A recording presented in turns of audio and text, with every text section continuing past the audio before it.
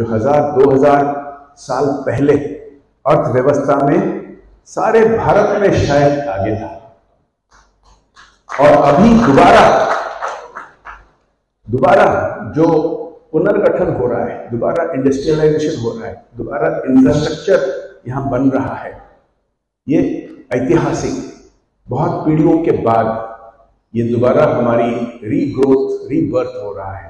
वर्तमान जो व्यवसायी जो ज्वलंत समस्या अच्छी से समस्या को केमती लोकों पाखे पहुंचाइबा एवं समस्यार समाधान केमती हो पारिबो, लोकों को केमती एजुकेटेड कर पारिबा। एवं द्वितीय कथा जो माने आमको माने अनैतिक भाव रे आम व्यवसाय को हाईजैक करछोंती ताको केमती हमें प्रोटेक्ट करबा। ये दुईटी जाक जिनस विषय आम विभिन्न एक्सपर्ट आम शुणुचे एवं आपको केमती पार्लियामेंट रे विधिवत भाव में आहरी जोरसोर रे उठा जाई परिबो, पार्लियामेंट केमती आप गोटे नूतन नीति निया कर परिबो। आम गोटे स्पष्ट कर दउछु जे कौनसी व्यक्ति बा कौनसी संस्था विरुद्ध रे आम नहु, किंतु जो कंपटीशन व्यवसाय रहिबा दरकार कि कंपटीशन टा गोटे लेवल प्लेइंग कंपटीशन हेबा दरकार।